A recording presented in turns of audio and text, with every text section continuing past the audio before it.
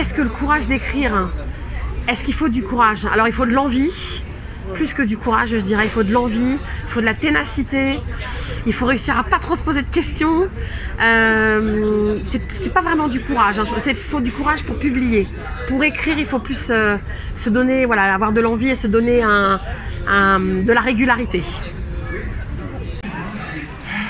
Je suis pas sûr qu'il faille du courage, je pense qu'il y a plutôt de l'aveuglement peut-être, plutôt du courage. Non, en fait c'est pas du courage, c'est de la ténacité. C'est pas très compliqué d'écrire, mais écrire ça demande de ne jamais lâcher en fait. Donc de se mettre au travail tous les matins, c'est un vrai boulot quoi.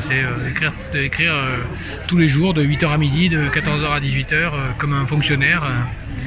Ça demande de la ténacité plus que du courage, je pense. Enfin en tout cas pour la fiction. Alors, j'y verrai deux formes de courage. Pas trois, hein, vous me pardonnerez, mais deux formes de courage. Alors, je ne sais pas si j'ai eu ce courage, hein, mais en tout cas, celui qu'on peut espérer atteindre. Premier, ça serait d'abord d'avoir le courage d'affronter le passé sous toutes ses formes et dans toute sa complexité sans le simplifier. Parce qu'aujourd'hui, je trouve que trop d'ouvrages, trop de travaux tirent une seule idée, une seule problématique. Or, la vie n'est jamais faite d'un seul facteur. Donc il faut avoir ce courage-là. Puis il y a peut-être un courage plus direct, qui est aussi celui, indirectement, même si ce n'est pas l'objectif initial, mais d'alerter sur des choses qui se sont passées et peut-être d'avoir le courage de se confronter au passé justement pour comprendre le présent. C'est un peu banal ce que je vous dis, mais sur des sujets pareils, on ne peut pas faire l'économie d'un tel raisonnement.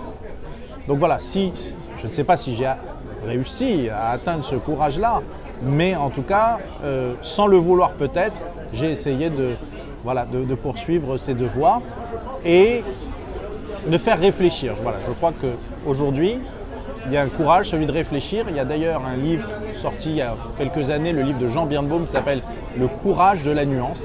Et je crois que voilà, c'est une très bonne méthode pour les enseignants et pour les étudiants aussi. C'est vraiment une question que je me pose, mais c'est d'écrire comme on veut et pas d'y aller et puis ne pas penser au politiquement correct. Juste d'écrire dicté par son cœur.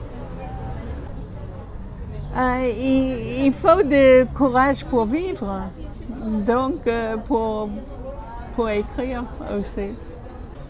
Le courage dans l'écriture, c'est d'aller au bout de son idée, croire suffisamment en soi pour ne pas lâcher prise en cours d'écriture.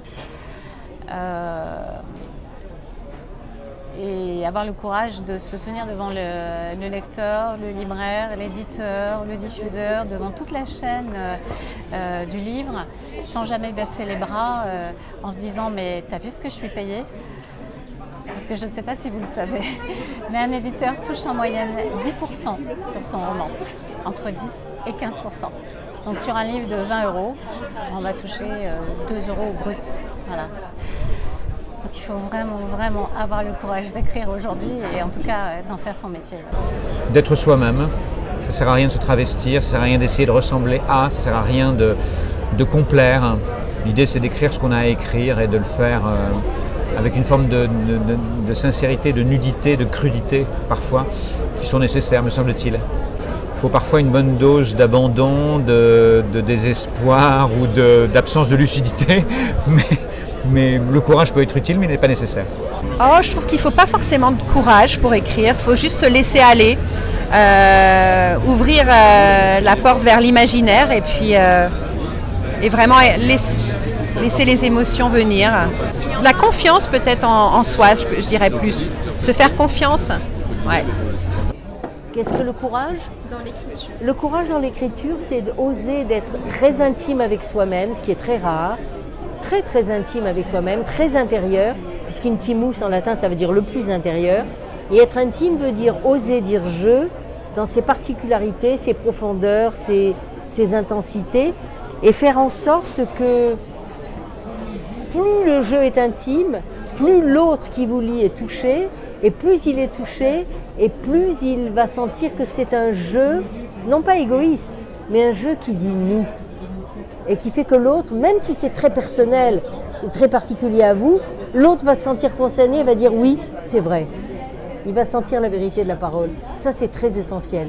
Une littérature intime, non pas intimiste, mais intime, profonde, qui dit la vérité. Finalement, écrire, c'est à la fois se livrer et se délivrer. Donc aller vers le vrai partage. Est-ce que c'est pas un rapport, ça, avec la thématique du salon Qu'est-ce que c'est le courage dans l'écriture? C'est prendre le risque de donner ou d'offrir au lecteur quelque chose qu'il n'attend pas. Voilà, c'est-à-dire que quand vous avez écrit plusieurs bouquins, il y a toujours le risque de la routinerie, le risque de la mécanique bien huilée, surtout dans le thriller. Donc le véritable courage, c'est un moment de se remettre en question.